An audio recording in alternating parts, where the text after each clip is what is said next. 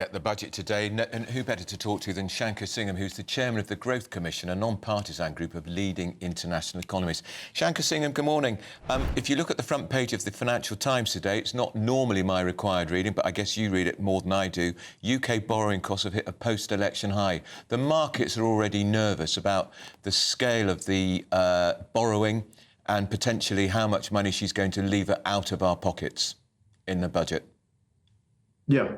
I think the Growth Commission has done 3 budgets already for the UK. We did 2 in last year, and 2 this year. And we haven't really changed vastly in our projections. I mean, our starting point, and I think what markets and investors are concerned about, is primarily it's the very, very low growth in the UK and to some extent in the G7 as well over the last 20 years or so. If you look, just to put that in context for your viewers, if you look at where we were compared with the US in the early 2000s, we were around about 90% or so of US GDP per capita. That has fallen to about 50%, just over 50%. So that is a dramatic fall in really, what people's household incomes, are. And so there is a huge need for growth. And we support Keir Starmer's statement that economic growth is the fundamental purpose of the government. And by that, he means wealth creation. And that's what our growth budgets are intended to show. And what we've done is we've said, if you do the following things, broadly speaking, tax reductions in certain areas like corporate tax and so forth, but primarily regulatory reform, planning reform, labour flexibilities, some of these things, more competition basically in many different sectors. We can give you a 27% GDP per capita gain over the next 20 years. We've also got a list of don't do. If you do these things, you will actually put a drag on the economy. And if you look at what's trailed, and we don't know exactly what will be in this budget, a lot of it has been trailed, that is true.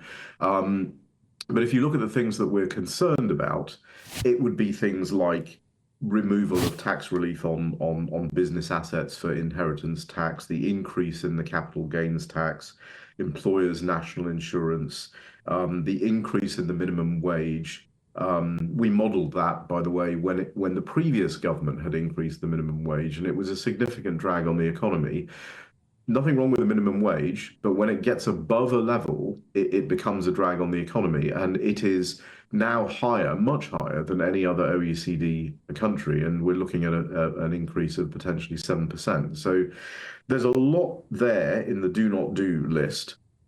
You also have to look at minimum wage and some of these labour issues in the context of the wider labour reforms that are being suggested, the work from home, 4-day week, 0 hours contracts, all of these things taken together mean that the labour market gets a lot less flexible, and that has a negative GDP per capita impact. And so even if they do planning, which is about a third of that 27% I talked about, if they do all these other things, the net effect on the economy over the next 20 years is minus 8%. So this could be it's a consequential budget, of that there's no doubt, because it will set the table for a couple of decades to come if the things that are being trailed are going to be done. So we'll have to watch that don't do list and see how much of that actually makes it into the budget, because all of those things are considerable drags on the UK economy. So how often do chancellors in a budget really, Shanker, think long term? Are they really going to be thinking about what's changing in 20 years? They're thinking about getting through the next set of opinion polls and the next general election. So by definition, I suspect what she does is going to be much more short term, although they do say they are going to try and shake up the planning system, so make it easier to build houses and build more infrastructure. Yeah, I mean, the problem is the Starmer and Reeves have said very clearly that growth is the objective here, that wealth creation is the objective. And I think it's fair to say there hasn't been a Labour Prime Minister, or perhaps any Prime Minister, who has said it quite in those clear and stark terms, and that's something that we in the Growth Commission completely support. I mean, we think that is exactly the role that the government has. From a household income standpoint, from how it feels for your viewers, your household income is proxied by GDP per capita. That's why we use that metric. But there's also a cost side of the ledger for a household, and if you're increasing, Shanker, we're going to have to lose you. We've run out of time, I'm afraid. That's Shanker Singham from the Growth Commission. We will, of course, know all because the Chancellor rises to her feet at 12:30 and more.